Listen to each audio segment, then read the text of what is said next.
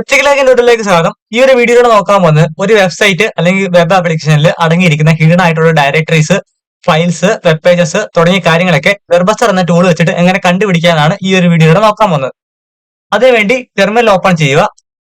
Terminal open ചെയ്തിട്ട് ഡെർബസ്റ്റർ എന്ന് type ചെയ്യുക. ഡെർബസ്റ്റർ എന്ന് ടൈപ്പ് ചെയ്തിട്ട് ഡെർബസ്റ്റർ എന്ന് കൊടുത്തിട്ട് -u കൊടുക്കുക. -u കൊടുത്തിട്ട് ടാർഗറ്റ് URL കൊടുക്കുക. ടാർഗറ്റ് URL വെബ്സൈറ്റിന്റെ ആണെങ്കിൽ വെബ്സൈറ്റിന്റെ, വെബ് ആപ്ലിക്കേഷന്റെ ആണെങ്കിൽ വെബ് ആപ്ലിക്കേഷന്റെ ടാർഗറ്റ് URL കൊടുക്കുക.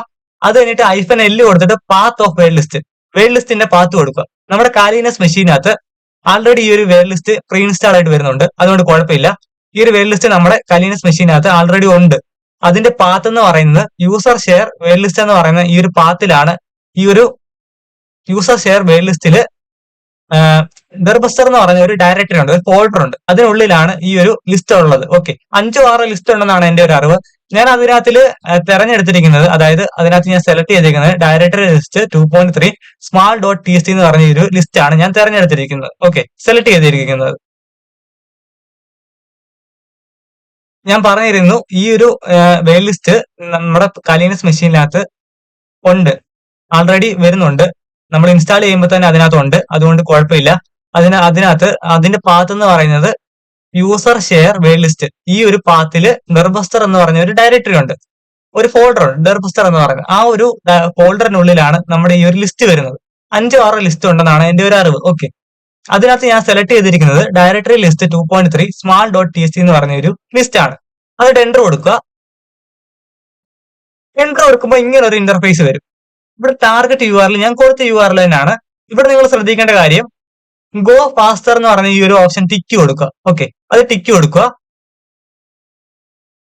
അതിട്ട് ചെയ്യേണ്ടത് എന്താന്ന് വെച്ച് കഴിഞ്ഞാൽ, താഴെ ഫയൽ എക്സ്റ്റൻഷൻ ഉണ്ട്, അതിൽ PHP മാത്രമേ ഇപ്പൊ ഉള്ളൂ. ഓക്കെ, അതിൽ PHP മാത്രമേ ഉള്ളൂ. ഒരു 4 ഓപ്ഷനോട് ആഡ് ചെയ്ത് കൊടുക്കാം, ഒരു 3-4 ഓപ്ഷനോട് ആഡ് ചെയ്ത് കൊടുക്കാം. അതിൽ കോമൺ ആയിട്ട് വരുന്നതാണ് TST ആഡ് ചെയ്യാം. രണ്ടാമത്തെ JS, ജാവാസ്ക്രിപ്റ്റിന്റെ എക്സ്റ്റൻഷൻ ആണ്. നാലാമത്തെ JSON, ജാവാസ്ക്രിപ്റ്റ് ഒബ്ജക്ട് നോട്ടേഷൻ, അത് കൊടുക്കാം. പിന്നെ സിപ്പ് കൊടുക്കാം, സിപ്പും പിന്നെ റാറും കൊടുക്കാം. റാറും കൊടുത്തു. റാറിന് സ്പെല്ലിംഗ് തെറ്റായിരുന്നു. റാറെന്ന് കൊടുക്കാം, റാറും കൊടുത്തു. എന്നിട്ട് എന്തോ ചെയ്യണമെന്ന് വെച്ച് കഴിഞ്ഞാൽ സ്റ്റാർട്ട് കൊടുക്കുക. ഇത്രയേ ഉള്ളൂ.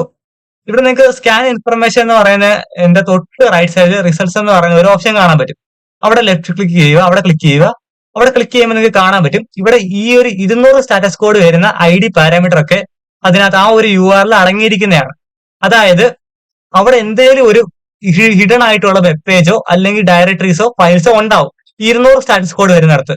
നിങ്ങൾ 403, 302 വരുന്നതൊക്കെ ഒഴിവാക്കി വിടുക. 200 വരുന്നതൊക്കെ നിങ്ങൾ ചെക്ക് ചെയ്യണം. കാരണം അവിടെ എന്തെങ്കിലും ഒരു ഡയറക്ടറീസോ ഫയൽസോ അല്ലെങ്കിൽ എന്തെങ്കിലും ഒരു ഹിഡൻ ആയിട്ടുള്ള വെബ് പേജോ ഉണ്ടാവും. വെയിറ്റ് ചെയ്യുക.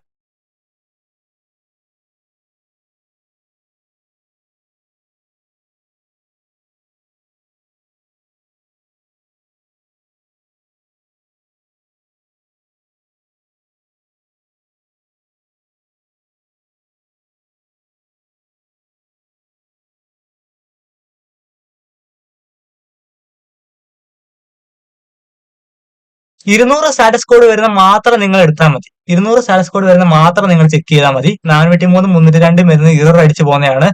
ഈ 200 സ്റ്റാറ്റസ് കോഡ് വരുന്ന ഈ ഒരു ID പാരാമീറ്റർ ഒക്കെ ആ ഒരു URL അടങ്ങിയിരിക്കുന്നതാണ്. അവിടെ എന്തെങ്കിലും ഹിഡൻ ആയിട്ടുള്ള ഫയൽസോ ഡയറക്ടറീസോ വെബ് പേജസോ ഉണ്ടാവും. ഓക്കെ, അത് നിങ്ങൾ അറിഞ്ഞിരിക്കുക.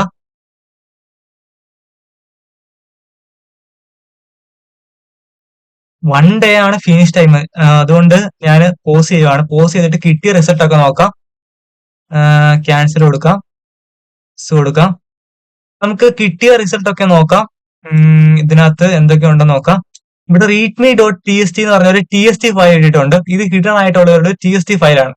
ഇവിടെ ലെഫ്റ്റ് ക്ലിക്ക് ചെയ്യുക, ലെഫ്റ്റ് ക്ലിക്ക് ചെയ്തിട്ട് റൈറ്റ് ക്ലിക്ക് ചെയ്യുക, എന്നിട്ട് ഓപ്പൺ ഇൻ ബ്രൗസർ കൊടുക്കുക.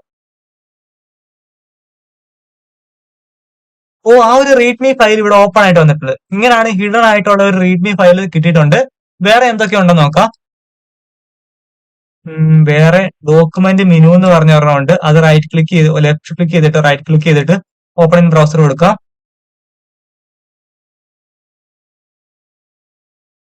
നിങ്ങൾക്ക് കാണാൻ പറ്റും പേരന്റ് ഡയറക്ടറി എന്ന് പറഞ്ഞിട്ട് നമുക്ക് ഹിഡൻ ആയിട്ടുള്ള ഒരു ഡയറക്ടറി കിട്ടി. അതിനകത്ത് റീഡ്മി ഉണ്ട്, റീഡ്മി ട്രാൻസ്ലേഷൻസ് ഉണ്ട്, ചേഞ്ച് ലോക്സ് ഉണ്ട്, കോപ്പിറൈറ്റ് ഉണ്ട്, ഇത്ര HTML എന്ന് പറഞ്ഞൊരു ഡയറക്ടറി ഉണ്ട്. ഓക്കെ, എക്സാമ്പിൾസ് ഉണ്ട്, നിങ്ങൾക്ക് കാണാൻ പറ്റും ഹിഡൻ ആയിട്ടുള്ളതാണ്. വേറെ എന്തൊക്കെയുണ്ട്, വേറെ എന്തൊക്കെ കിട്ടിയെന്ന് നോക്കാം. വിക്കി ലൈസൻസ് ഡോട്ട് TST എന്ന് പറഞ്ഞൊരു TST ഫയൽ കിട്ടിയിട്ടുണ്ട്, അതുകൂടെ നോക്കാം.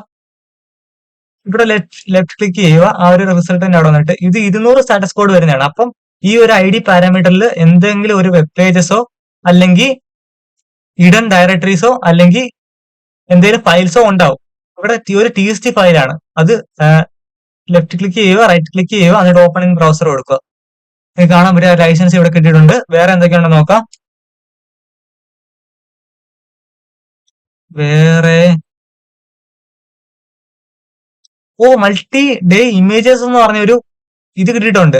ഇവിടെ ഇമേജസ് ആണ്. ഓക്കെ, ഇവിടെ ഇമേജസ് ആണ്. ഇമേജസ് നമുക്ക് ഹിഡൻ ആയിട്ടുള്ള ഇമേജസ് കിട്ടിയിട്ടുണ്ട്. ഇവിടെ ലെഫ്റ്റ് ക്ലിക്ക് ചെയ്യുക, റൈറ്റ് ക്ലിക്ക് ചെയ്യുക, ഓപ്പൺ ഇൻ ബ്രൗസർ കൊടുക്കുക.